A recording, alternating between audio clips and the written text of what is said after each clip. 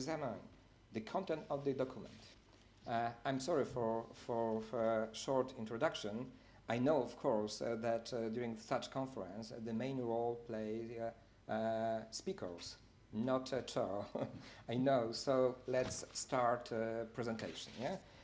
First will be chair of RC26, Professor Alexander Sungurov from St. Petersburg University, Russia, of course, research, education and promotion in human rights universality, responsibility of academicians. Professor, I hope that 15 minutes will be enough. I hope, yes. We have, I mentioned that 4 presentation and 1 discutant, yeah? Oscar, Celador, Angón, yeah? Where is Oscar? Here. Okay. I'm sorry. Yeah. Okay, maybe I will move short, but I don't sure. Okay, thank you very much. First of all, that we say about the topic of this conference, that Universal Declaration of Human Rights, good reason to think about responsibility of academician for human rights promotion. And one of the good examples of such responsibility is the history of our research committee, RC26, for Human Rights of International Political Science Association. Some words, of course, many of you know, but maybe not from not know this history, that all of this association, IPSA, was established the same years as the Universal Declaration of Human Rights. It's real connections, because desire of this new United Nations organization as UNESCO to stimulate development of the social science, and therefore necessity gave rise to an enterprise that has both intellectual and institutional traits. It's very nice. And consequently, IPSA was established as a direct result of United Nations creations. It is hard for the political scientists of this year to imagine the condition and status of our discipline in the world under reconstruction of 1949. There were associations only in such countries as United States, founded in 1903, Canada 1913, Finland 1935. It's very interesting. The third country is Finland, which established Political Science Association. India, 3 years later, China, of course not communist China, but in this time Chiang Kai-shek, China, and Japan. Directly after Second World War, they first, in the time of Japan reconstruction, established Political Science Association. And no more. In many regions, it was not understanding that political science is really science, only, but not part of the, for example, the law. Giovanni Sartori, in the Congress of IPSA in 2009 in Santiago, Chile, says that when he was one of the leaders of IPSA, but his works in Italy, he works in Department of State Science, in part of law. And his professor said no such science as political science. It was interesting. And not only that, we understand that it's not only situation in Russia, but Soviet Union, whereas political science was prohibited as bourgeois science. You maybe not know that it was some attempts in 16 years in the Soviet Union established political science, but it was discussion at the level of Politburo, of Communist Party, and they decided that there's some dangers for Soviet Union, but they decided instead of political science to establish new science, scientific communism. And it was special department and chair of scientific communism. Maybe some of professors who are interested about the Middle Age was real science, but not for others. But also what is problem of political science in Soviet Union, that in the end of Soviet time, all department or chair of scientific communism was closed, but they only changed the name. From the morning, it started to be Department of Political Science with the same professor and also. And results now we have also in our country. It's very pity. The very definition of the term political science was uncertain, and the relevance of any distinction between philosophy, social science, and humanities was the subject of debate. The efforts of UNESCO generated an enterprise that has both intellectual and institutional aspects. What say Maurice Jedrzej, very known, one of the establishers of modern political science, and the founding conference of IPSA 70 years ago, recalling of sophistic who approached Socrates with arguments that motion didn't exist, to which the philosopher replied merely arising and starting to work.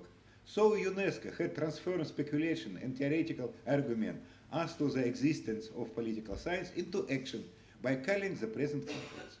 It is one of the very interesting approach. It's Maurice Jedrzej to the left and Raymond Aron, the chair of the 48 and 49 conference in Paris, where IPSA was established. Structure of IPSA consists of two main parts: national organization and research committee.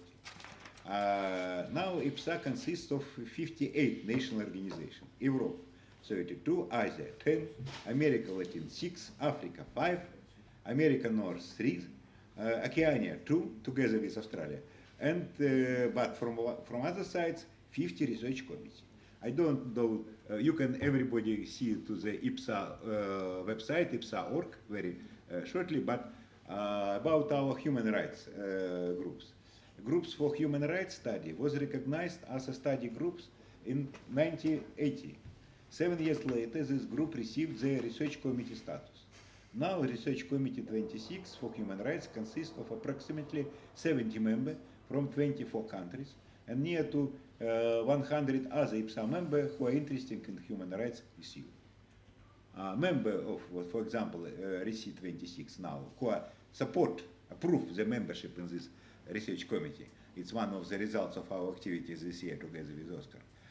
India, majority from India, Australia, Nigeria, one of them want to be but have no time, money for that, Russian Federation, United States, and after Germany, Poland, Spain, Turkey, Cyprus, in Spain only two, but I hope that through our conference it will be much more, and you can see this list. And it's about our activity, and also I say that who are interested to be involved in this process, real communication, please welcome, it would be some working group during our conference. But from other sides, human rights as field of research. What it is, to my mind, is some maybe 5 or 6 sub-development of human rights. First of all is theory of human rights, what it is, how its arguments that it exists or not exist, and some principle of these conceptions. Secondary, it's really development of generation of human rights, maybe not use this term, but about what difference between political and social rights and civic rights and collective and individual rights, all this very necessary to discuss. Direction number 3, it's activity of as governmental institute or not governmental, human rights NGOs and Ombudsman Institute and other national governmental institute. It's connected from public policy studies, of course, but it's very not only, and civil society. Human rights violation in specific fields, for example, human rights of violation of children, of women, of migrants, and etc. Of course, human rights violation in the particular countries. What is specificity? What is problem? Well, maybe we can change improving this category, but to my mind, all this direction maybe must be in some, maybe I hope would be exist some subcommittee for human rights by this topic and organize maybe some more concrete little symposium, seminar for concrete topics. And from other sides, it is a plan through 1 year in Lisbon would be next Congress of IPSA in July, very near to you, by Portugal. And now starting process of a definition of panel, proposal of panel for this Congress. And a member of our research committee would be involved in this process. What panel we can to propose? And after this, through this panel, maybe invitation people who for this panel, but of course it would be some separation procedure, but now it's starting. In time of our conference, it's symbolic from 20 May start. And also who discuss human rights. or three circle of human rights researcher or interesting. First of all, of course, human rights studies as part of political science, because we are association in political science. But not only, human rights is interdisciplinary studies, law, sociology, political studies, philosophy, ethics, and we must be planning to organize some common conference with association of sociologists and others. But in the third circle, it's human rights as a subject of common interests and activities of human rights NGO leaders, ombudsman, and academicians together. And we try to do this as in Russia and in other studies communicate together, because it's a real situation where is our science approach, academician approach, very transform or connection with the civil society groups. It's near to the public policy, public policy or political idea of Michael Buravoi. If you know, that is academician must be more near to the real active social works.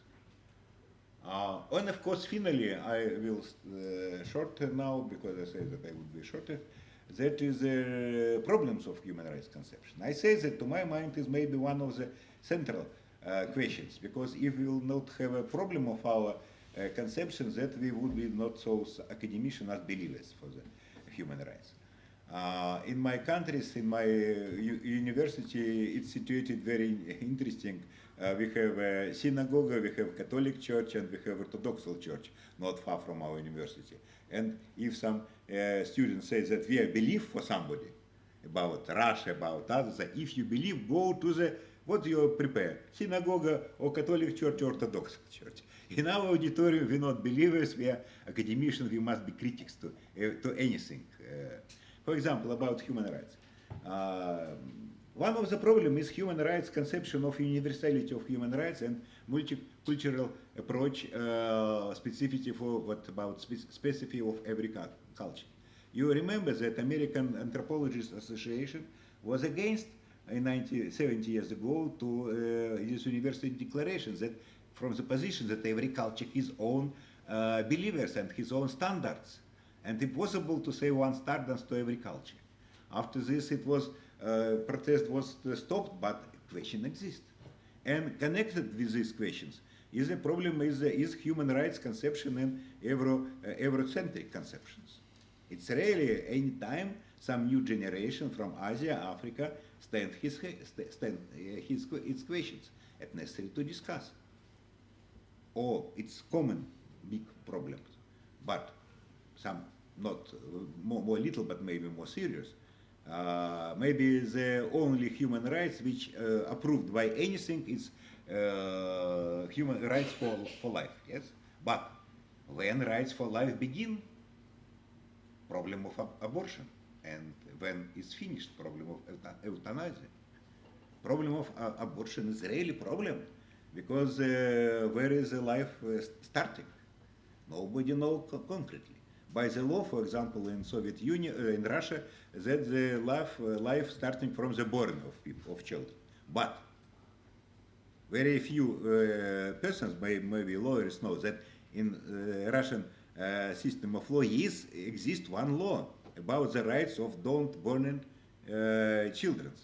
It's a law about heredity, naslедство. If children born through one in time of 9 months from the death of his father, he can be receive his property. That exists this law. I have no answer, of course, but it's of course some contradiction between rights for life don't burn person and rights for the body, his body for woman. Of course, it's a problem, but it's necessary to discuss. Or other, say, final in my short presentation problem, it's problem of euthanasia. Does persons have to the death in some very difficult situation? It's also don't discuss but very shortly. And I say these questions because it's only example. I hope that such questions, list of these questions may be more and more, and we must to this list concentrate, and maybe one of topic of our seminar and symposium would be to discuss this problem. And to my mind is necessary, because from other sides we would be only believers for the human rights. But I say it's to other places, go to some churches, to my mind. Thank you for your attention, and hope that it's maybe some provocative, but I hope fruitful starting of content. Thank you very much. Thank you, Professor, especially for the list of the problem of human rights conceptions. Yeah, for me it's also problematic. Well, this question is human rights is Europocentric conception only or not? Yeah. I believe that not. I know that not. However, well, we are from Europe, and our point of view is Europocentric. So thank you once again. Thank you very much. Yeah. Next speaker will be Jesús GARCÍA CÍVICO from Jean Premier University. Yeah. Yes, thank you. Okay. Thank you very much. Scientific aspects of Universal Declaration of Human Rights as a cultural milestone.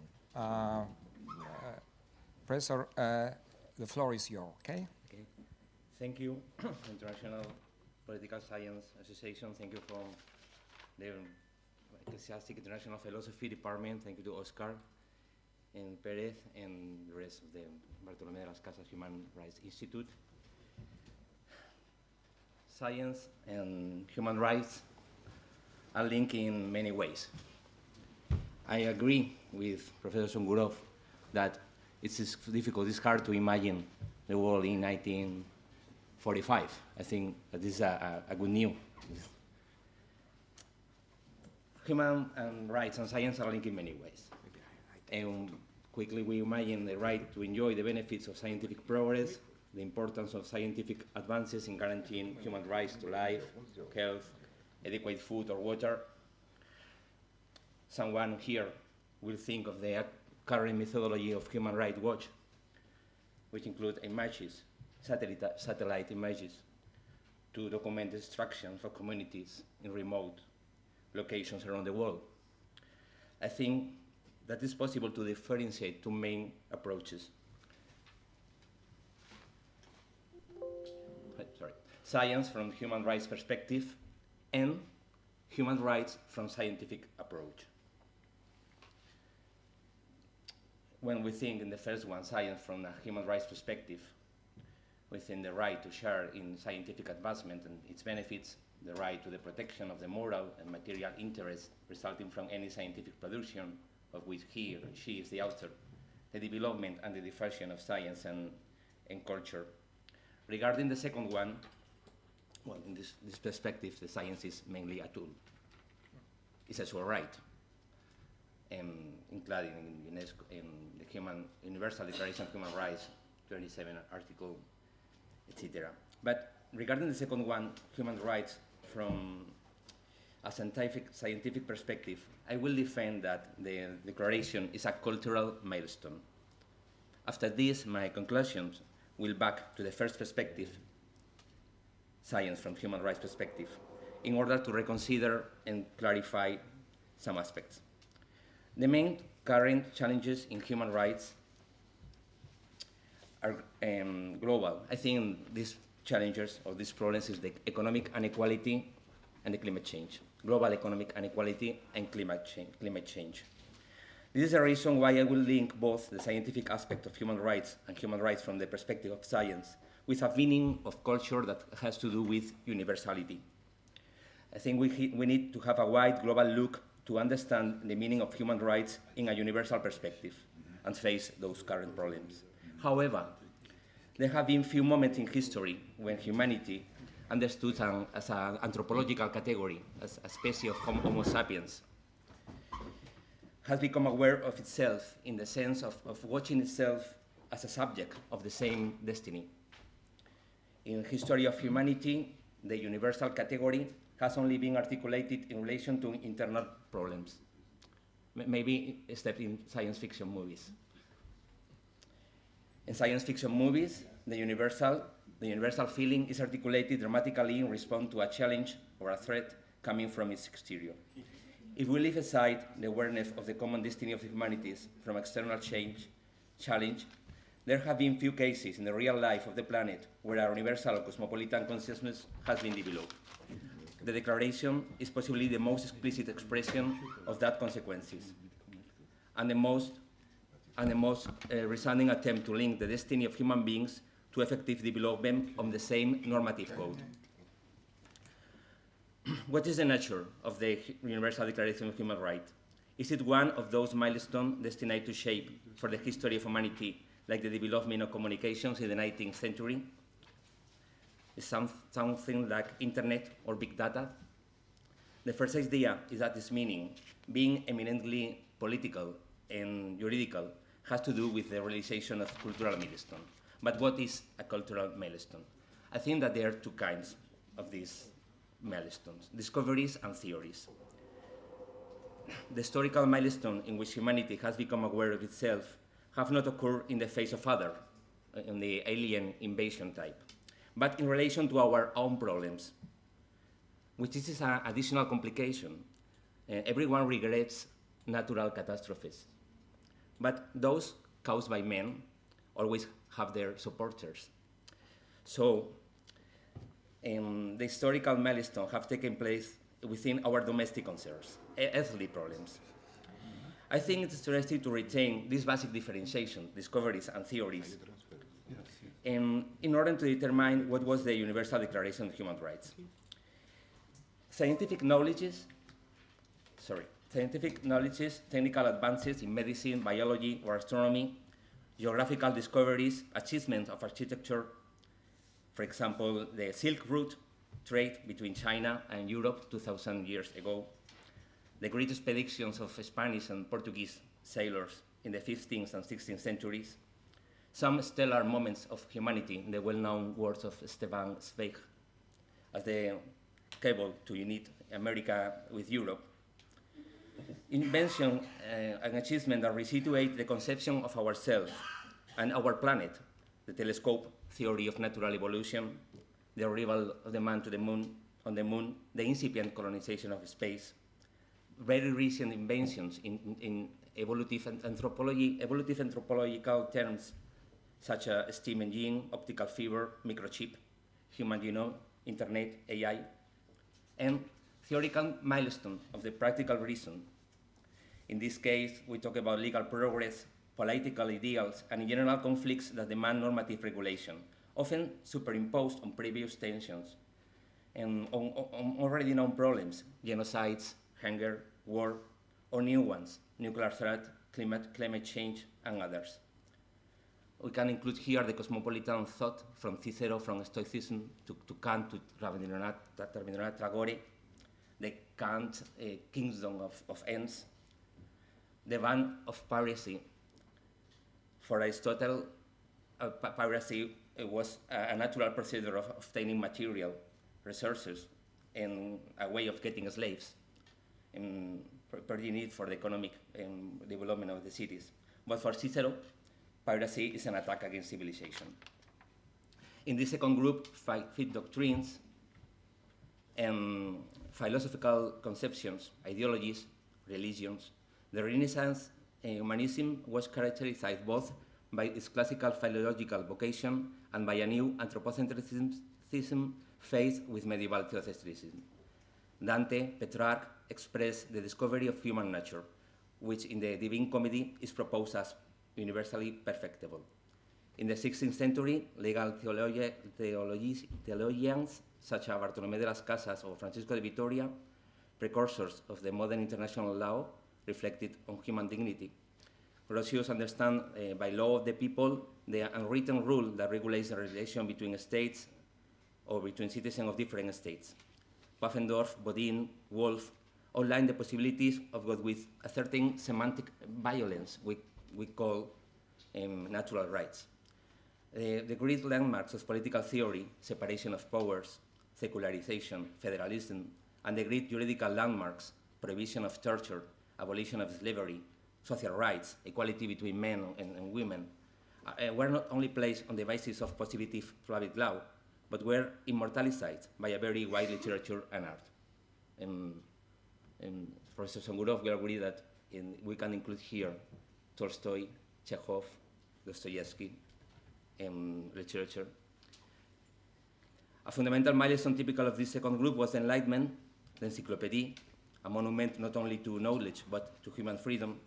The culture looked itself in perspective, which is why Voltaire proudly affirms that there will never again judicial torture in Europe, in an analogous way to how Jefferson celebrates with some naivety that books will never be burned.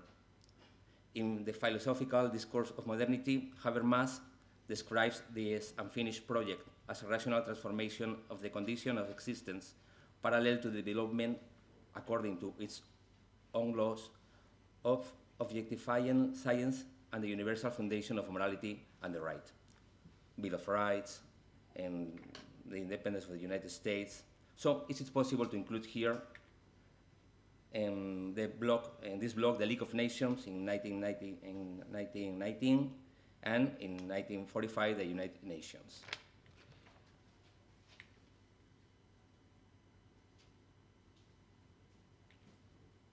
We are here. Sorry. We will be back to this. We are here now. When after Paleolithic, the people live in caves and in huts, and the legal political sphere are the cosmos or the trip. In the antiquity, our physical sphere is the polis, the urbe, and the legal political sphere is the patria, the civitas. In the medieval times, the castle, towns, and the legal political sphere is the kingdom. In modernity, when the physical sphere are countries, states, and the legal political sphere is also states and nations, developed into states. And right now, the physical sphere is the planet, and the legal political sphere is organizations like the United Nations. So what does culture mean for the purposes of understanding the culture nature of the Universal Declaration of Human Rights? I think that Raymond Williams wrote that culture is one of the 2 or 3 most complicated words in the English language. For Clifford Geertz, the word culture has the force of a magical formula. In culture, Kroeber and Kluckholm compiled a list of 164 definitions of cultures. From the descriptions of customs, including, for example, human sacrifices or torture, to some ideas that allow someone to develop a critical universal moral judgment, for example, in relation to these human sacrifices or torture. We can agree, again, taking advantage of the German philosophy, that there are two wide words for culture, culture and building.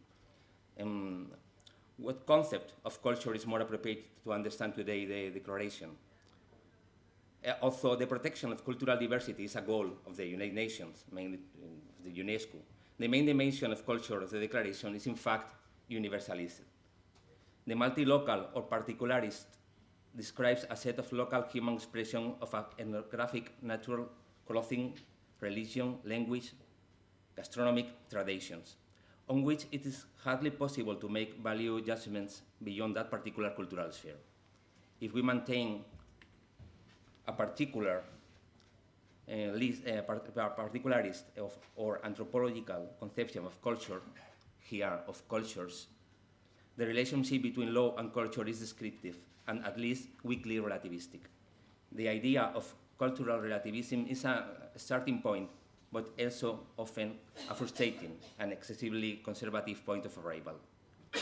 So the Declaration has to do with a universalistic conception of culture, also in descriptive and propositive terms. From the first, it is argued that under the particularities of each culture, here synonymous with society, human community, there are common elements that operate in fact as a sort of cultural universals. On the other hand, if it is proposed in ponderative terms, there is an evaluative component under which there are certain expressions or cultural milestones that should operate as universals because they contribute to civilizational progress in a moral sense, or in the sense that Norbert Elias gave to this expression in the civilizing process. This idea refers to the concept of constructions. It approaches the process of civilization the conventionality and the proportional artificiality of the normative systems. Between the purely descriptive and the propositive approach, the universalistic meaning of culture expressed the idea that the protection of life and the integrity of human beings, the horror towards suffering and cruelty, or the desire for happiness and well-being are traits shared by all societies, or rather by all human beings individually considered. So, on the 17th anniversary, what does the Universal Declaration of Human Rights mean in cultural terms? I think that it has to do with a cultural perspective of law. The concept of law that allows the approach we are dealing with is multidimensional. Law is a complex reality that can be studied from different perspectives because it presents different dimensions: formal, linguistic, historiographic, anthropological, aesthetics. Specifically, the declaration in a cultural perspective is a social historical fact. Is it always possible to identify the historical and ideological origin at the level of a history of legal ideas of human rights? These special cultural milestones are not an expression of pre-existing ideas, nor are they deductible from metaphysical findings. Law is a part of a legal cultural evolution. It is not necessary to subscribe the Hegelian thesis on the progress of reason in order to recognize that, despite all its ups and downs, if we extend the time frame, the history of law has a progressive character. The contribution of each society in each historical stage tend to be incorporated into shared culture. The states are at the same time a multicultural product and a cultural milestone from a universalistic conception of culture. Culture is much more than a dynamic system of value, although the origin of this is always socio-historical. The tentative codes of antiquity, Cyrus Cylinder and Babylon codes, result from the union of economical interest, political pretension, spiritual concerns, at a time when normative systems overlap and no distinction is made between religious, moral, political, and legal norms. In some cases, lies the claim to have found a revelation or some ontological sustenance. So in India, Buddhism believes in a universal truth, to free from suffering all beings. Christianity, Islam also defend a revealed truth of universal vocation. The Universal Declaration of Human Rights is a part of this great set of cultural milestones, and at the same time, it's fundamental chapter. However, it is different in a quantitative and qualitative sense. In a qualitative sense, human rights don't appeal to an objective truth. Its foundation is clearly historical, to avoid more wars, to avoid more disasters, to avoid more pain, to avoid more injustice, like those produced by the Second World War.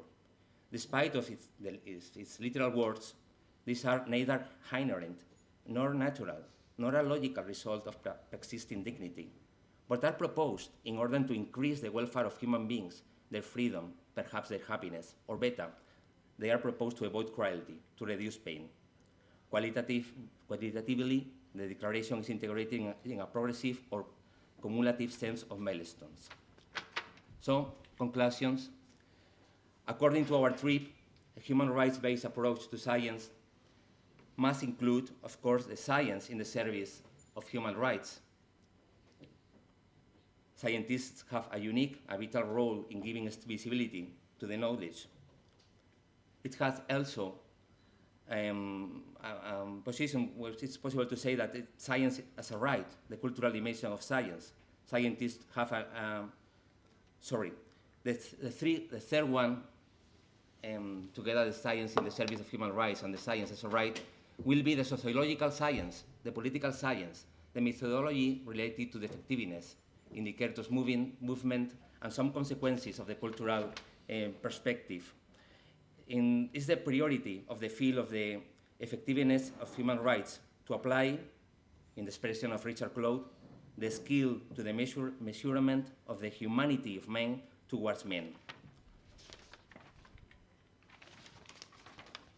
Some conclusions, more conclusions. The declaration is not a Western discourse.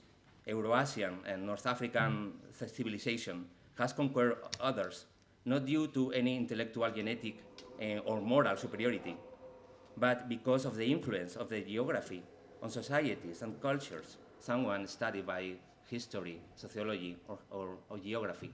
The current economical globalization is not the cosmopolitanism we are talking about. Maybe this is a negative cosmopolitanism, as Richard Falk said. To build a sense of universal from below to above, we can see the activity of, for example, Greenpeace. To present in a strong sense two rights now weakened, the provision of torture and the right of asylum, is talking about the exteriority of the monkey, the little exteriority of our monkey, the big little exteriority, outcasts, illegal people, enemies, without papers. The declaration is not a universal validity code, but is a universalizable normative code. The cooperation of all scientific branches of knowledge under the focus of this common normative code will be focused on health, climate change, or sociology.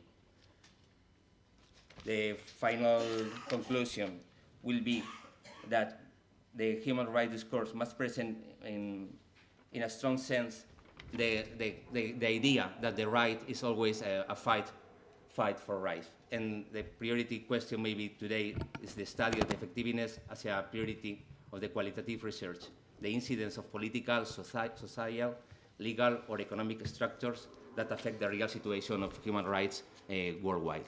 Thank you very much. Thank you very much for your interesting presentation, especially for such a broad overview of the history of human rights. Next speaker will be Professor Jeffrey Davis from University of Maryland, Baltimore, US. Constitutional impunity, how US courts are breaking the promise of universal human rights, a comparative analysis. Professor, the floor is yours. Okay, thank you.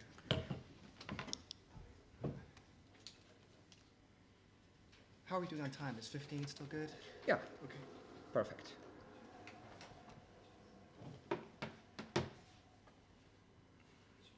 However, we are flexible. No? No. How did you start it? Starting from oops. No? Ah, yes. And the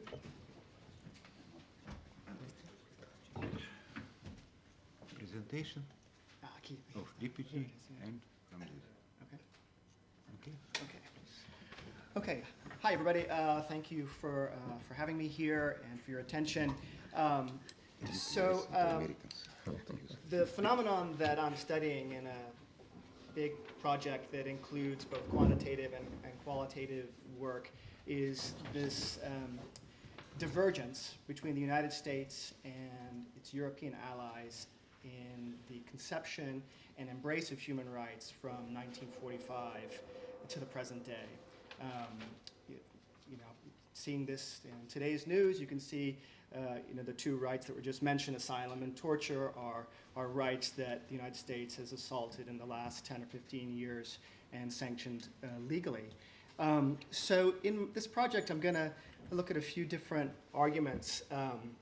This notion of divergence, and it's especially interesting given the fact that the United States was a key player in developing the very idea of rights in the 18th century. It was one of the foundations of its founding. And it was also a major player in developing the Universal Declaration of Human Rights 70 years ago. And so given those two truths, why has the United States taken such a negative approach to human rights since then?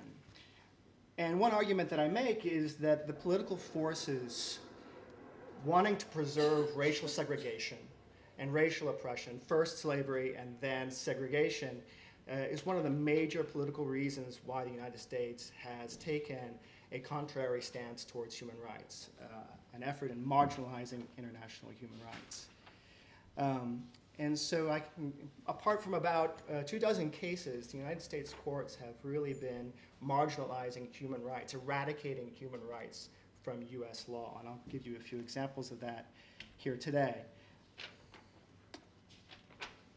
And in doing so, they've ignored two foundational truths. One is that human rights are derived from human dignity. They don't come from a constitution or a statute or a treaty or a universal declaration. They come from human dignity. They're intrinsic. They're inherent. And also, the United States and other nations have as well, and it's happening here in Europe now, have mixed up the order of causation. Democracy, human rights doesn't give us the right to democracy. Democracy's function is the protection and preservation of human rights. That's its reason for existence. There's a case called Hernandez v. Mesa that was decided in 2017 by the US Supreme Court that demonstrates a whole list of tools the courts in the United States are using to marginalize human rights. It's a tragic case where a 14-year-old Mexican boy was playing with his friends in the culvert right along the US border, US-Mexico border. And as teenage boys do, they did something really stupid and they dared each other to run up and touch the border fence. Unfortunately, Hernandez ran up, touched the fence, and a US border guard yelled at him, and he ran down and he hid behind a pillar of a bridge. And when he poked his head out, the US border guard shot him in the face and killed him. Mexico asked for extradition. The United States refused. At first, the United States claimed that the boys were throwing rocks at the border guard, but video showed that no, the boys were just hiding. And so all legal efforts in this case of any kind of accountability against the border guard, Jesús Mesa, have been dismissed, have been thrown out. And the ways the courts have done this shows the kind of phenomenon I'm talking about here in the United States.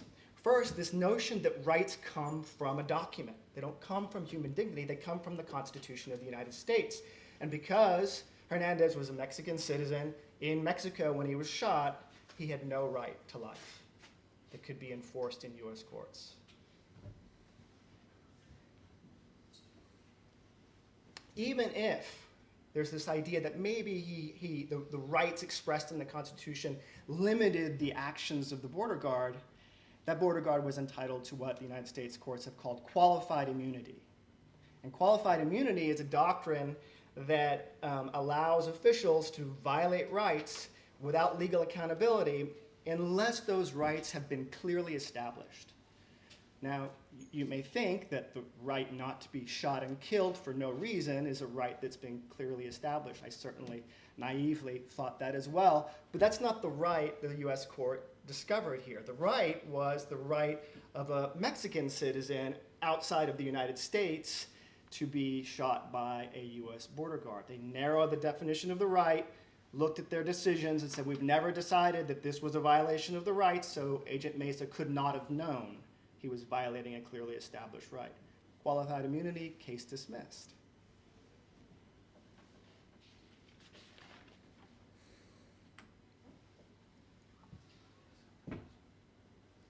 The next area of rights that the court took on was this was the basic fundamental human rights that exist in international law. And the United States has the Alien Tort Statute, which is a really old law that gives a vehicle for courts to talk about international human rights. Here, though, the court said, no, the government's entitled to sovereign immunity, the old-fashioned doctrine of sovereign immunity, because even though it's a just cogens violation, a right to life might be a just cogent violation, there's never been a court decision that says that a just cogens violation overcomes sovereign immunity, and completely ignoring the very idea of what a just cogens violation is. The case was appealed to the Supreme Court, and the Supreme Court, in a very short opinion, sent the case back to the lower courts and said, no, this case probably needs to be dismissed because there was never a right to sue civilly in the first place to enforce rights. And this comes from an earlier case, a case decided a week before this one, where they literally declared that enforcing rights with civil litigation is now considered disfavored judicial activity. So the courts are not going to, the Supreme Court has told lower courts not to enforce rights using civil litigation without Congress passing a law giving them permission to do so. So there are several other ways this case took away or marginalized rights, but those are the major ones. And I think you can see that this doesn't just come from these cases. These are happening in lots of different cases. In my country, the front pages are filled with stories about police shootings, especially shootings of African-American young men. All of those cases end up being dismissed for these kinds of reasons, these doctrines that I'm telling you about. Of course, this wouldn't necessarily happen here in Europe, thanks in large part to the European Court of Human Rights. In a case from 2010, a Turkish border guard shot a civilian woman outside of the Turkish border in Cyprus and ended up killing her. And this was an easy case for the court, even though Turkey did not have effective control, even though the person was outside of Turkey, the victim was outside of Turkey, Turkey was still responsible for violating her right to life. And this is interesting because really rights are the very reason the United States was founded. It's one of the few countries that was really born from an idea, right? The idea that power and rights exist in people. We have them from birth, and we only delegate some of those things to our governments.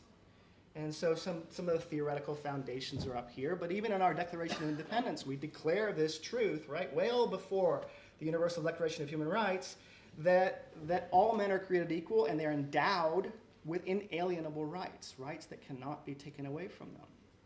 And in our Constitution, we declare that the whole reason we're creating this government was to secure rights, was to protect rights.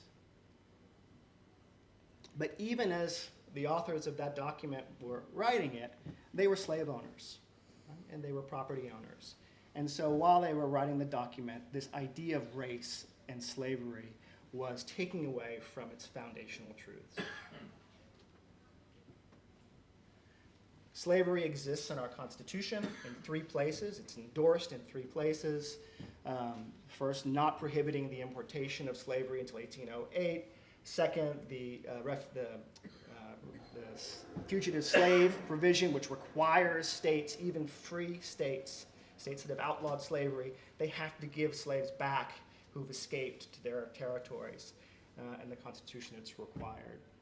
And we see this debate begin at the very outset of the U.S. Supreme Court with slave cases and U.S. warships capturing slave trading ships. In one lower court case, Justice Story said that, hey, this is a violation of human rights law, of international human rights law. You cannot enslave somebody, so therefore this French vessel has to forfeit the slaves on board, including all its possessions.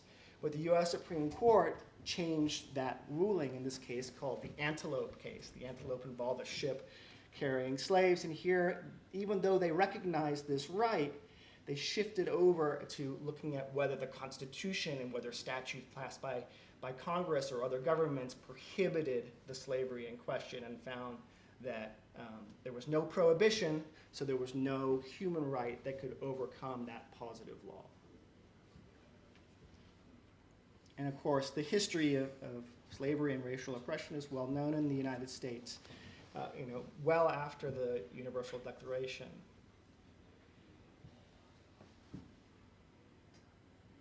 And there were really important voices at the outset of the Universal Declaration pointing to this idea of equality being essential for post-war peace and post-war preservation of human rights.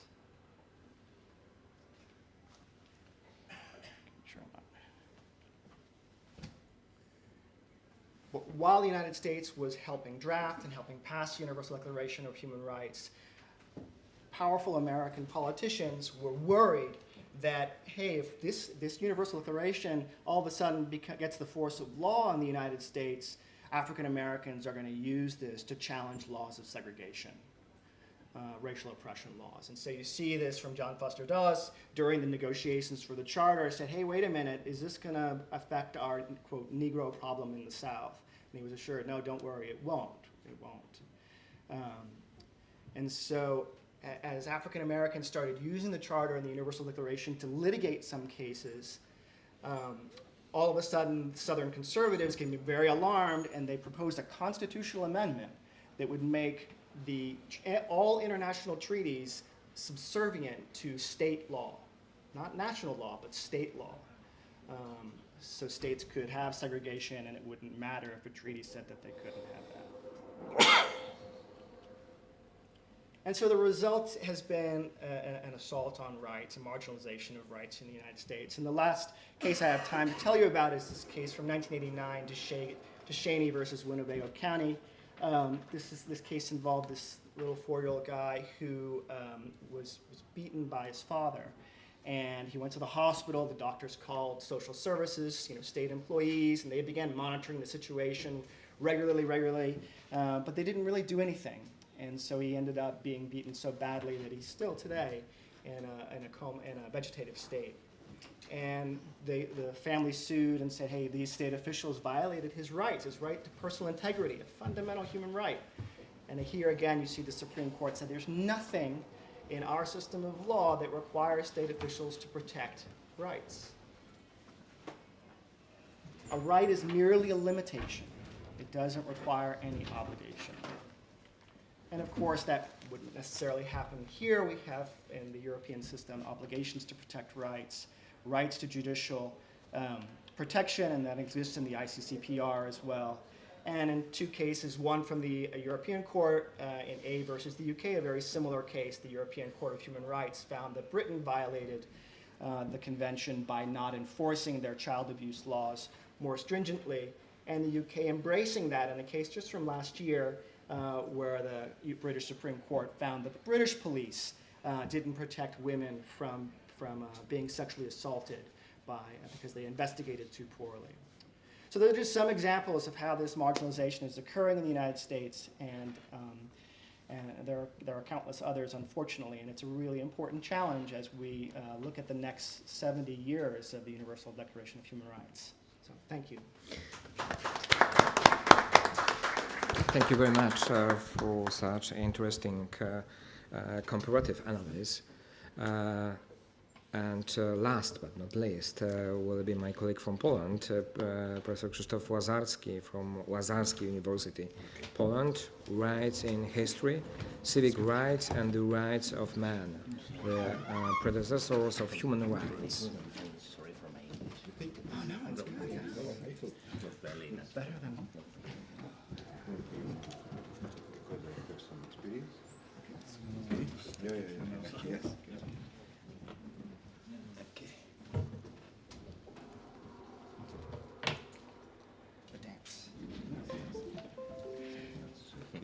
Oscar, excuse me. Oscar, Professor Sheen is absent also. Yeah? This? Professor Sheen. No, it's not. Speaker. It's not It this. should be there. This? No, okay. It's here? German, okay. It should be at the top because I put the 0 at the...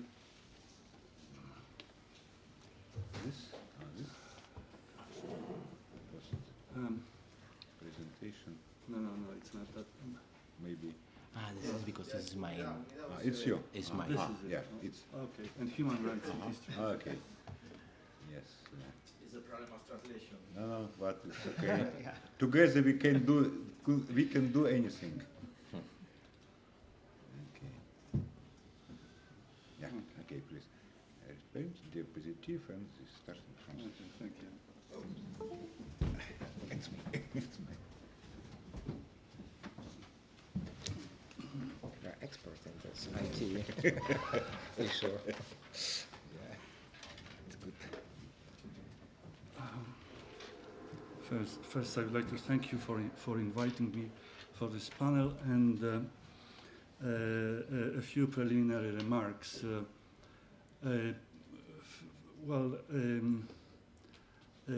My presentation is not exactly on human rights, but on history. And now the question of history of human rights is a controversial topic because some people would say that human rights, the Universal Declaration of Human Rights is unique. It's out of history, or that whenever we talk about history of human rights, then we become Eurocentric or Western centric. I would like to put those issues aside for a second and propose the following solution that, in a sense, nothing comes out of nowhere. There are some causes, yes, and if there are no causes, then we describe such a phenomenon as a miracle, and that's one point. The second is that whatever the view of human rights are, they certainly are part of history of liberty. Now, and my presentation will be on history of liberty. In a sense, the earlier notions of things which were not called, of course, human rights, but certainly could be seen as predecessors of 20th century human rights. Now,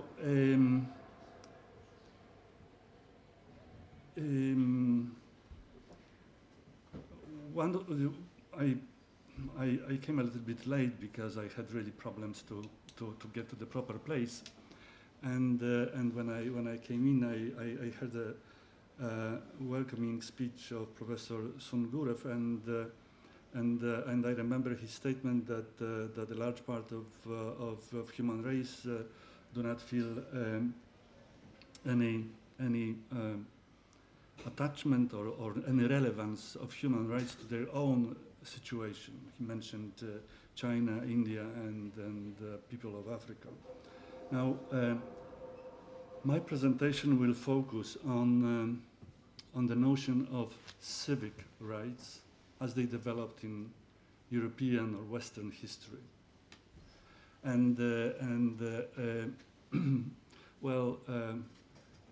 I devoted a few years to research on history of liberty according to Lord Acton. Lord Acton was a famous 19th century historian of liberty, and I think that, so in a sense, I will try to present his approach to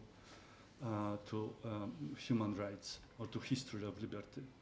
Now, I think I will skip the introductory slides that shows the question of controversies surrounding predecessors of human rights, or how, let's say, as we have seen human approach.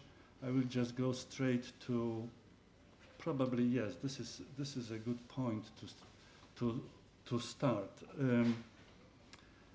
Well, if when Lord Acton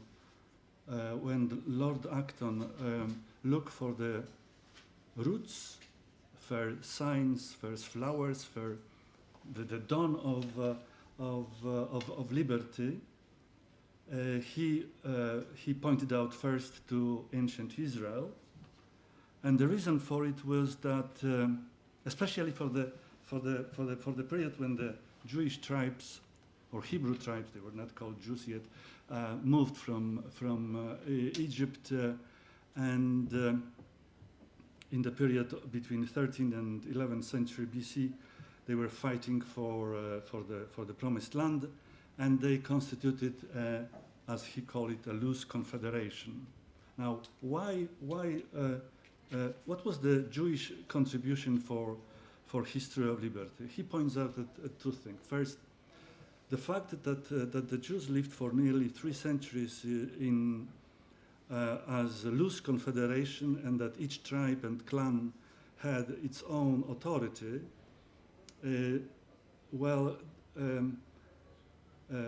resulted in the fact that they had sort of organic, natural kind of authority. Their leaders were not sent from Jerusalem, to put it in quotation mark, but they grew out of local community, represented local interest.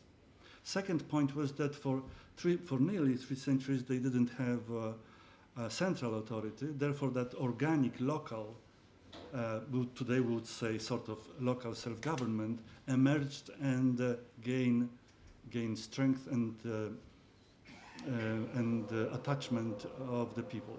And third point was that when finally monarchy emerged in Israel, it was a limited monarchy because Jewish monarchs did not have legislative power. The law was within Torah, so king could not change it. It was a higher law, And that is why I have here a quotation from Lord Acton, because he says, even though, let's say, Hebrew tradition was a short period in the development of history of liberty, still he claims that they laid fundamental principles on which all freedom, human freedom, had been won, namely the doctrine of national tradition.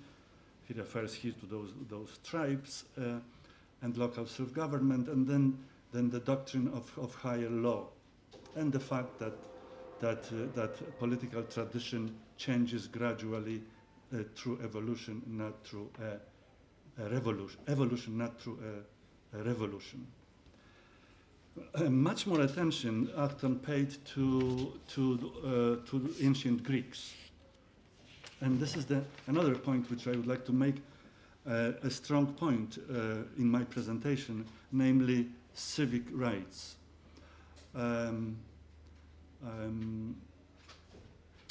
For a long time, any rights which a human being could enjoy was linked with citizenship. And actually, we could say that probably until 19th or 20th century, that was the point. And the Greeks, in a sense, could be pointed out as the author of that idea. And ancient Greeks are important for especially two their inventions. First, their invention, which is a mystery and historians cannot explain until today. I'm a historian by education, just in case. Is the emergence of a political community called in Greek polis. The polis in images express or could be presented as a circle of individuals, and power emanated from them and was in the middle. So in a sense, it has polis assumed, even though polis had, of course, its own history, developed from monarchy, go through various stages. It assumed that all members have a stake, they are part of it, and in some cases, and I will focus especially on Athens, they gain full legal equality and participation in power. Now, that was a profound event in history of civic rights, let's call it that way, because it assumed that political power comes from the people. That's the first emergence of that idea in human history. Power comes from the people. Today we would call popular sovereignty or people's sovereignty. That idea which emerged sometimes, well, around 800, maybe 700 BC, and continued in European history and continues until today. Now, the second connected with that is the fact that the development of Athenian democracy, the fact that, again, it has a history. Athens started as monarchy through a period of tyranny, but then finally became democracy. And I would like to point out that something which I guess I would have to go back to those terms, polites and idiotes. Now, polites in Greek means a citizen, and the Greeks were aware that being a citizen was a privilege. They were very jealous about it. One had to be born citizen. They even excluded people who of mixed marriages from citizenship. So citizenship gave the right to participate about to decide about the life of political community, and keep in mind that those people had to decide a few times in their lifetime, each generation, whether they should go to war or not. And each citizen had to bear arms and go to war. So the matter was serious. So anyway, they constituted this, understood it as an important right and privilege. And at the same time, they had another term, idiotes, which means a private person. A private person, one who is a citizen, but is not interested in taking advantage of political rights. Focuses on private matters, on his or her his private life. And well, you could understand the evolution of the meaning of that term, because originally idiotes did not mean idiot, but in the course of time it was associated with that attitude. Now the Greeks stressed the duty to participate, the value of citizenship. However, we could say that in the development of Greek history, ultimately idiotes won and polites lost, because with the end of independence of city-states, it was much more safe and prudent not to be involved in politics. Politics were focused on in great empires, Hellenistic empires at first, and then Rome could be considered as a successor, a worldwide empire, and therefore it was much better to be aloof, to keep away, than to participate and to risk therefore the consequences. However, one more point I would like to make before I finished the question of Greek city-states.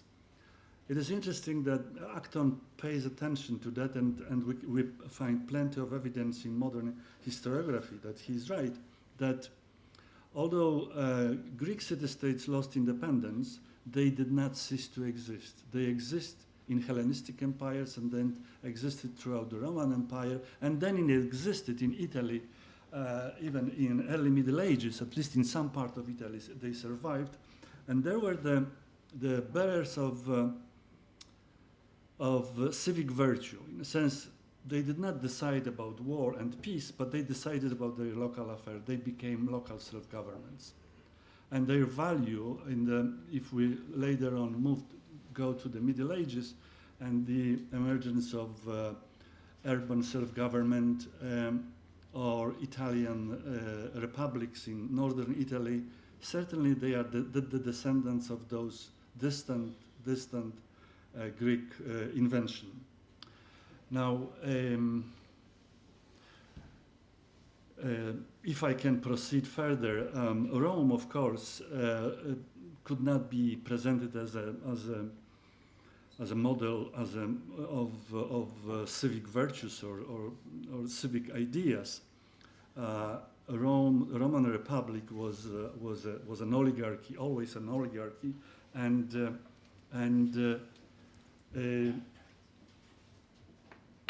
during the Roman Empire it was simply a despotic state. The emperor enjoyed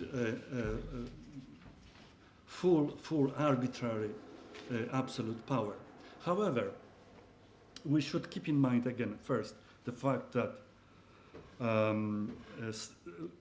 the successors of Greek city-states existed throughout the empire. Therefore, and they changed into municipal self-government. And secondly, what is pointed out in Justinian Code is that the emperor enjoyed democratic mandate for his power. The Roman emperor had a despotic power, or had full power over the empire, because the Roman people, who were the owner of the Roman Empire, passed on the rights to the emperor. So the emperor power had democratic mandate. Now, why is it important? Because it is important because even though he exercised despotic power, still this did not deny the idea that power ultimately originates with the people. Yes, he has the mandate to exercise it, even despotic power, but his power originates, is delegated power. It's not his own. So Roman emperors were unlike absolute monarchs of 17th, 18th century who claimed that they were the ultimate sovereign. And second point which should be raised about Rome is that Rome was not jealous about citizenship. It spread throughout the free people, and ultimately in 210 it was granted to all free men. Therefore, that was an important step again in the development of rights. Another point which should be raised here is, and which again I repeat here after Acton, is the development of Christianity in the Roman Empire. And he points out 2 points. First is that, I mean, I don't know how the audience is aware of that, but we are accustomed that that the church and religion is separated, and that constitute different spheres. Ancient polities did not have that idea. Citizenship was intimately linked with religion, because religious functions were part of any function of a magistrate. It was in Greece and Rome. And the Roman emperor was at the same time exercised some religious functions. Now, Christianity brought a new idea of religious freedom. That is, yes, we are loyal subject of the Roman Empire, but we demand autonomy in our relationship with God. This explains the difficult first 3 centuries between civil power and Christianity, because of course Christianity was persecuted, and but that idea emerged, and that is important in the development of later on rights of men. The fact that Christianity was capable of creating powerful church also was helpful, especially during the Middle Ages. Even though, because with the Middle Ages the situation. Please for conclusion, okay? Conclusion. Yeah. Okay. So, well,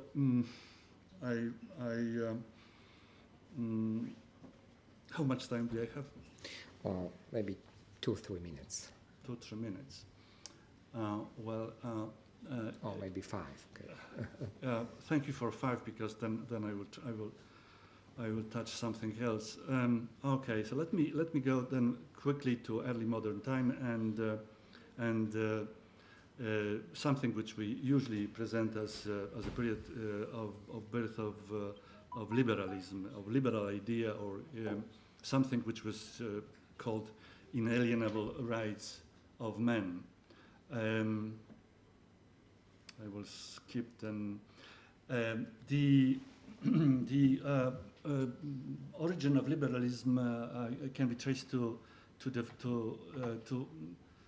let's keep in mind the conditions. Almost all Europe is under absolute monarchies, and now those people who don't like this situation have to come up with some ideas that would delegitimize the order.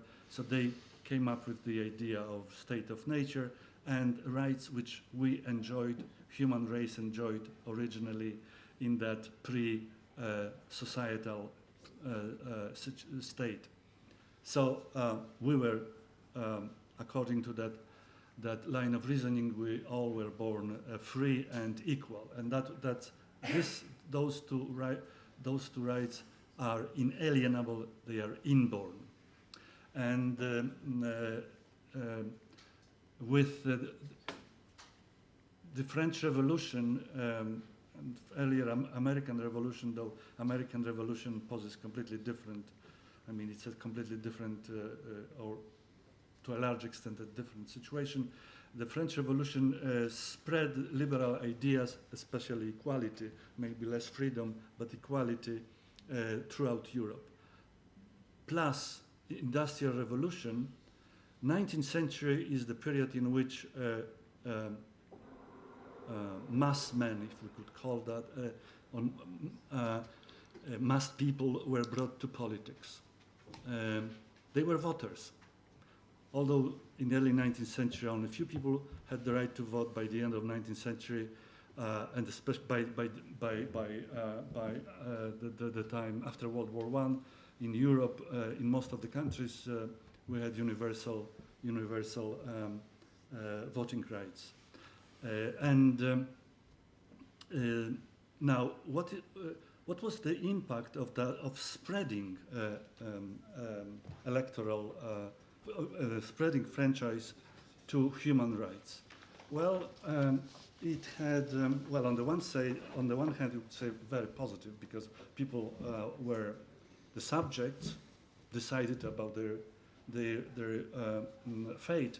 On the other, it had a significant negative results, because they brought us into the era of mass politics, mass propaganda. Conflict were presented in either we or them. So with this, the enemy is dehumanized, presented as something, as not human, in a sense, and we have to conduct total war. World War I was the first one, such war, in which the whole population was involved. World War II was even worse, and in a sense, as a result, I could conclude that the Universal Declaration of Human Rights emerged as a result of dreadful experiences that we experienced during World War II. Thank you very much. Thank you very much for your presentation and overview of the historic roots of freedom. Yeah, we must remember that while thinking about freedom has a very big, huge history. Thank you very much. So now we have time for discussion. First will be official discussant, Oscar Celador from this university. However, I hope that later we will have a few minutes for comments, questions from lobbyists. Okay? Yeah. First of all, I guess you can hear me. First of all, internet is working. What? You should push this button. Yeah. Now, yeah. Well, first of all, congratulations. Thank you so much for great presentations. I'm going to start with following the order of your presentations. First of all, Professor SUNGUROV. According with in the second part of your paper, of your presentation, you talk about the promotion of human rights in Russia through education, through civic education. So, and you say that, in your opinion, this is not a good time for human rights in Russia. So, my question is, what is your, from the Russian point of view, what is the role of the European Core of Human Rights or the European Convention of Human Rights in the structure of human rights? Mm-hmm. Professor GARCÍA CÍVICO, thank you so much for your amazing presentation. At the end of your presentation, you talk about, during your presentation, you talk about the ingredients of human rights, and at the end of your presentation, you try to make a link between the prohibition of torture and the right of asylum, like the future cultural milestones. So my question is, what about women in the 21st century and human rights? Professor Jeffrey Davis, thank you so much for your presentation. I really appreciate your presentation because my PhD was about USA First Amendment to the USA Federal Constitution, so I feel very connected all the time with you. For me, the case Hernandez versus Mesa is a very interesting case. You know, for us as Europeans, the theory of qualified immunity is something like, you know, it is so difficult to connect qualified immunity with accountability, you know. Right now, this is like a big discussion right now in the 21st century, especially here in Spain, public accountability. When you explain the case, according with your presentation, this guy, Sergio Hernandez, first of all, he wasn't a USA citizen, he was Mexican citizen, and second, he was sued outside USA territory. So territory and citizenship was like two important ingredients in the case. So can you make like a brief comparison between this case and the situation of Native Americans in the USA between 1924 Native American Act, I mean, when they get citizenship? My last question is for Professor Lazarski. Thank you so much for your interesting exposition about the history of human rights from the European perspective, of course. You talk about the French Revolution, of course, the English Revolution, Carta Magna, very quickly. You don't have much time. But I miss, what about the Russian revolutions? Russian Revolution? Yeah, what about the 1905 and 1917 Russian Revolution? And did they apport something? Is there any input to the history of human rights, at least for the European perspective? And I insist, thank you so much to the first speakers for your great presentation. Thank you very much. Now we have time for answers, and after maybe for next questions, okay? Okay, thank you for your questions about decision of European Court for Human Rights in Russia. It is two positions, two aspects. One of these official propaganda now that is not so necessary to listen European Court, but really it's only two decisions which is not realized. One of these about Khodorkovsky, it is a special political decision, of course. But second, about the right for voting for prisoners, it is not realized absolutely, but the Constitutional Court recommend to change some position in our law, accordingly with decision. And absolute majority of decision of European Court realized, really, and some persons in court have some direct connection with decision of European Court. That really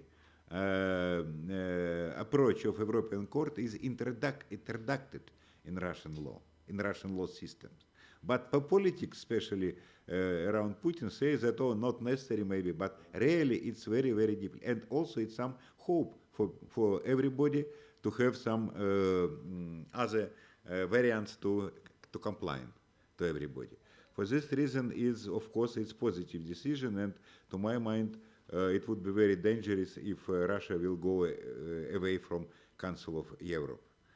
Now it's some intermediate positions, but of course it's two positions. I understand colleagues in Council of Europe in PASE, in Parliamentary Assembly, that use political instrument to pressure to Russia. But I am agree more with the officials from body of Council of Europe that is more positive if Russia would be in part of PASE and would be under the umbrella of Constitutional Court.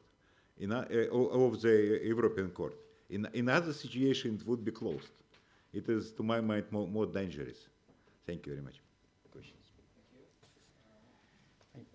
Hi, thank you. And thank you, Professor Oscar Celador, for the question about the women in this scientific approach of the human rights. I want to go back to this him to say what I think is the main question when we talk about women today and the torture of asylum rights. If we see this anthropological, very wide frame, and there are always people outside our in political or legal sphere. In the Paleolithic, maybe they are monsters. No? We don't know. They are monsters. In here, in antiquity, will be the barbarians or the slaves. In the kingdom, out are the heretics. To try to look for a special category. In the modernity, they are the foreigners in the nation. Today are two specific kind of people. We call them illegal people or no papers. No? It's very interesting from an anthropological view. This is the reason why I think the torture and asylum, they are not only two more rights, but they are at the bottom. They are in the middle of the Human Rights Declaration and the modern state. Women, how will we be here? But in a peculiar place, because there are no from a biology point of view, there is no more intelligence in women than in men. But the structures, the power, today, because they are inside, they realize and they can change things. I'm pretty more worried about the other people because they are not organized, they are not here, and they can be tortured in boats, in the sea, in places like Guantanamo. Or so if from anthropological view and in some perspective, this is our current more strange problem. But it's very interesting the question of gender and equality. So, the same case is with LGBT persons, with with the woman. This is the same position, yeah, because now we can observe the battle, for example, in Poland, for special, for equality for such person, yeah, from this group of LGBT. Yeah. Cheers. Yes. Okay. But they are in the movies, and they are very, very well described in the universal language that is the cinema, or now Netflix and HBO series. They are part of us, yeah, and they are fighting inside. Because it seems that the 20th century, it was the century for fighting for the rights for women. 21st century, it's century for LGBT persons, yeah, and fight for their rights. Thank you very much. And Jeffrey Davis, yeah? Yeah, so thank you for your question, this idea of whether, to what extent citizenship and territory implicated by our history with Native Americans. And when I say that race caused the United States to marginalize human rights, of course the major case of that is against African Americans with slavery and racial segregation, but it also, if the definition existed, it had to be called a genocide with Native Americans as well. And this notion of personhood, if you look at how U.S. courts define personhood, it was defined basically to exclude Native Americans. It was defined to exclude African Americans, even freed slaves. And this idea of race goes to Japanese Americans. The United States imprisoned more than 100,000 Japanese American citizens during World War II without any legal recourse. Earlier than that, we were excluding Chinese who came and were working here. They were allowed to be kicked out of the country. Japanese weren't allowed to own property until the 1950s in the United States and many parts of the United States. So it also, this idea of race goes to the areas that we've colonized. In the Philippines, for example, and other places the United States colonized, we have these things called the insular cases, where they're Supreme Court cases that ruled that they were not entitled to rights in the Constitution because they weren't citizens. They were citizens of a territory. So yeah, and then of course it goes all the way to Guantanamo. Now the whole reason that Guantanamo exists is to remove these people from a territory where the law arguably applies and exclude legal protections there. So yeah, absolutely. Well, CIA prisons were also in Poland. Yeah, okay. Okay. And Professor Krzysztof Lazarski, okay? Okay, I have a question about Russian revolutions in 1905 and 1917 and their impact on let's say, human rights. The first one, 1905, 1907, because this is how it is presented. This was a process, not just one event. Put Russia on the road towards constitutional monarchy and limited government, representative government. It was not perfect because the Tsar still was the autocrat and had special powers. But when we observe how the first Dumas, the first two were resolved, but the third and fourth served full terms, it was clear that without World War I, and then as a result, the revolution, Bolshevik, the 1917 revolution, Russia would gradually develop into full constitutional monarchy with representative government and within, let's say, some time frame. I don't know how long, a generation or two, certainly universal franchise. As for this, so certainly it was a positive step, fundamentally changing the course of Russian history. 1917, there are two revolutions actually. The February Revolution, which is a sort of, we could call it a liberal revolution. If it had it won again, that would be a return to the course taken in 1905, with, however, a very strong deviation towards nationalism. The Russian liberals proved to be nationalist. During the Civil War, it was obvious. And then the Bolshevik Revolution, which, okay, this is, in my view, I wrote PhD on Russian Civil War, so I think I have some expertise on it, is that it threw Russia back few centuries back. Imagine a country in which most of educated people left, or were liquidated in one way or another. People who, the number of victims of Russian Civil War is beyond imagination. And then you had the regime that claims, of course, to represent the people at the same time. There was this sort of idealistic period in the 20s, but then Stalinist period deviated that. And in some sense, however, even with the Bolsheviks, you could say there is something good in it, because it contributed to the spread, to the destruction of old society of states, power structure, divisions, and in a sense open a chance for universal voting rights in the future, but certainly not under the Soviet regime. Thank you very much. Any question from audience?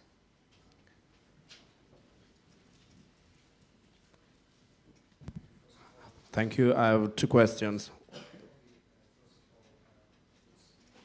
Yes, my name is Matteo. I will present tomorrow my research. I've got two questions. The first, to a point I'd highlight. The first point is to Professor GARCÍA CÍVICO, related to rights of women, and I would like to highlight that there is the Article 5 of the Celador Convention that states that state parties aims to eradicate through normative measures to eradicate the patriarchal structure that de facto prevent the freedom, the real and effective freedom and equality among women and men. And this can be applied to women migrants who also irregular migrants who came to Europe. This is the result of the process of specification stated by Bobbio. The second point, the second question is for Professor Davis. and it's related to the accountability of the violation of jus cogens by United States. And I would like to know, the accountability, because it is a violation of also Article 34 of the Vienna Convention on Treaties, in which it is stated that states cannot abrogate human cogens even if they didn't sign a specific covenant. So, yes, this is these two questions. I thank you. Who else? Any questions, comments? Okay.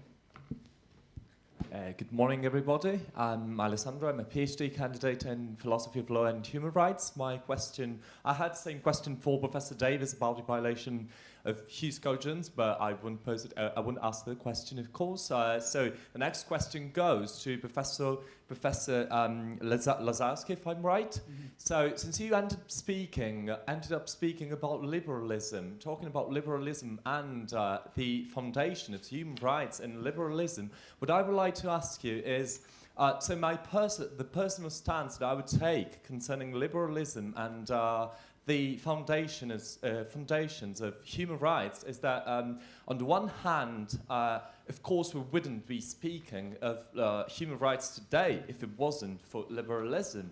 But on the other hand, I would personally subscribe to that theory that says that the problem today at an international level with the idea we've got of human rights comes from liberalism itself and its conception of freedom, conceiving freedom as non-interference. So non-interference with individuals' choices and activities. What is your personal opinion about that? That is what I'd like to know. Thank you very much. Thank you very much. Who else? Okay.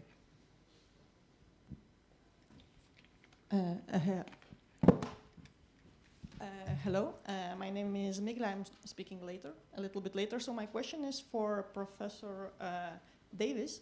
So as far as understood from your talk, there is sort of shrinking attitude towards the importance on human rights in the US. But what about the other side of it, the corporate rights? Right, the corporations are getting more and more human rights, so this kind of balance of attention and this balance of power, and I wanted to know what you're thinking about that. And also a quick question for the first speaker, for Professor SUNGUROV. So you spoke about the where IPSA is going. So where is it going? I was wondering what are your maybe forecast predictions? Like what are the next challenges here? Okay, thank you. Thank you very much. Time for answers. Okay. Who first? Okay, sure. Thank you for your questions.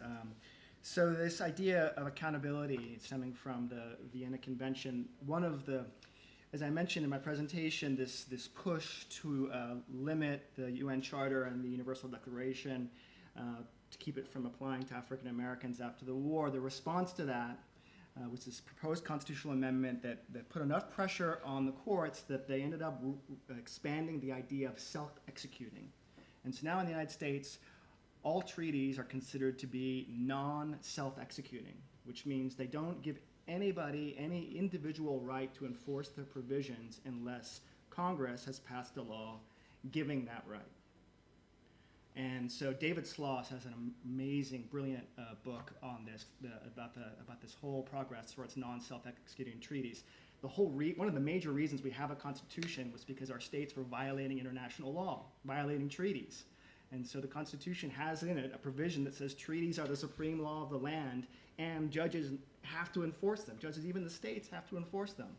But the court have ignored that provision and said they're non-self-executing. So this provision in the Vienna Convention is non-self-executing. Until Congress gives it any legal teeth, courts can just ignore it.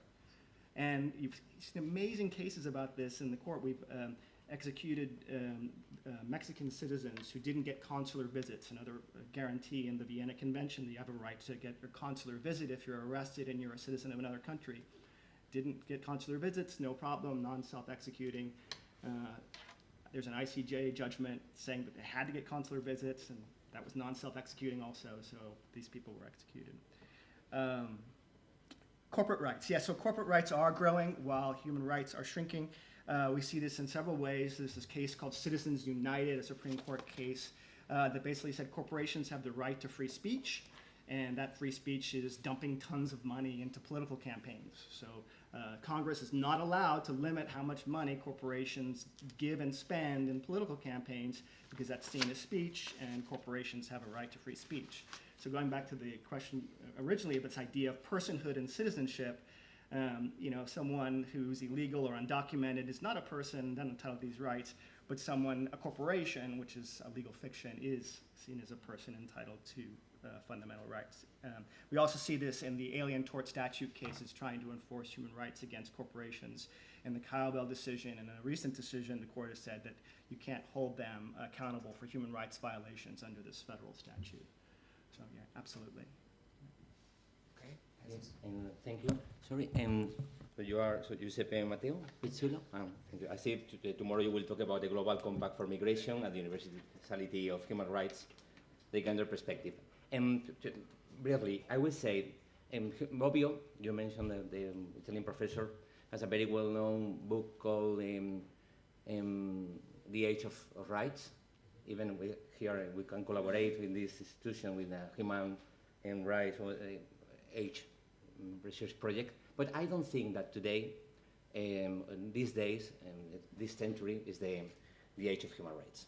The age of human rights was the decades of 50s and 60s of the last century. At the end, it was in the 70s. And so the gender perspective is interesting because women know all the horror that men know, but 2 or 3 more. So you will discover that if you don't already did it, that this perspective, gender perspective in migration, has to do with a wide wide of human rights. And what I'm trying to say in my modest lecture is that even they are worst in general, in qualitative sense, they are the half of humanity. And so also in quantitative terms, is an ontological spatial problem, the refugee or the tortured people, than the woman people, because their place in the structure of the inside, we could call the legal political inside. This is because my joke when I started the paper regarding our problems are domestic problems, are troubling minds. Our troubling minds, because the threat don't come from out of the space. So I will talk with you tomorrow, I hope, and we can talk about this. But I think it's an ontological difference, not a human rights only, since a human rights perspective. Thank you very much. Thank you very much, Professor. It's my turn Lazarski now. and Well, I'm not sure if liberalism can be directly linked with the Universal Declaration of Human Rights, or the notion of human rights. Certainly, you cannot disregard liberalism, especially in its original form at the moment of its foundation, the notion of inborn inalienable rights. But the issue is more complicated, and I try to very quickly point out that you know, when you brought masses to politics, it had also negative side effects, which certainly liberals originally did not expect. Now, going back to your questions about the origin fundamental rights, you describe them as non-interference in nature. So this is the notion of Isaac Berlin, who described that in this term. However, think back in the 17th century, when those ideas were born, 17th, 18th century Europe, except for England, which had constitutional system, most of Europe is under absolute monarchy. And certainly the liberal ideas could not be understood as non-interference. Maybe we can look at them as limiting the space to which the state can intervene, and having that we have autonomy, and this is I have certain rights and the states cannot intervene. But when those rights were put into the public space in 17, 18, mostly 18th century, that they had a tremendous impact, because for absolute monarch to accept that those principles was a shock. There is also another point, which I think let me limit that to 2 minutes. That if we go back to the origin of liberalism, there are actually two liberalisms. One is I would describe them of continental kind, which resorts to abstract principles drawn from state of nature, and another which is based on political tradition as existed partly in England and partly in the United States.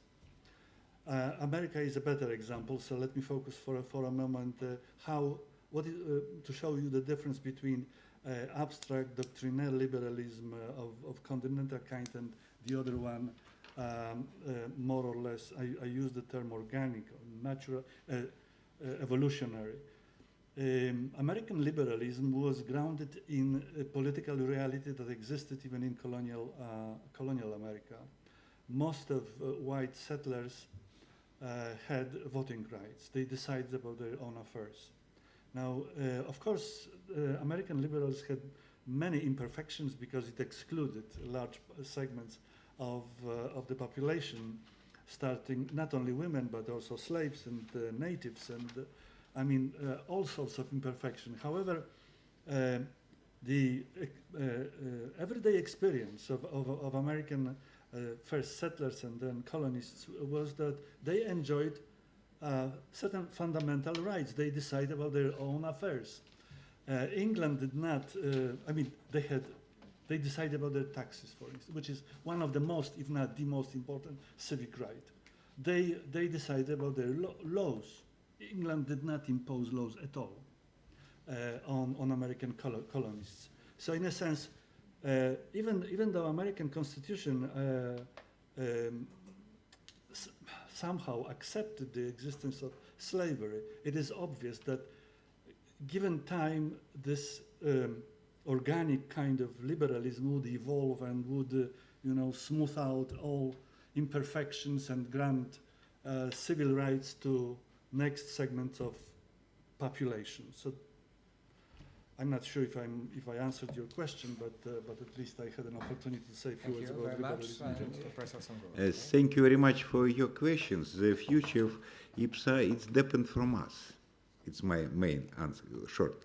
But more concretely, IPSA, as I say, results are some efforts of UNESCO to support real human rights development of our countries. And IPSA now more representative part of association. Of course, maybe consortium for political science is more elite consortium, but IPSA represents any country, and to my mind is very necessary. Maybe inside is more simple, do some comparative study. For example, today our meeting. It's IPSA, and also it's maybe now it was Congress every 3 years, now every 2 years. Maybe not necessary every 1 year, it's impossible, but 2 years it's. But what about IPSA? It's not only national, but also I say RC, research committee. And it absolutely depends from topics and participants. For example, I also participate in RC 32 for public administration and public policy and administration. And now they're starting from this only RC, their own conference about public policy, very known through 2 or 3 years.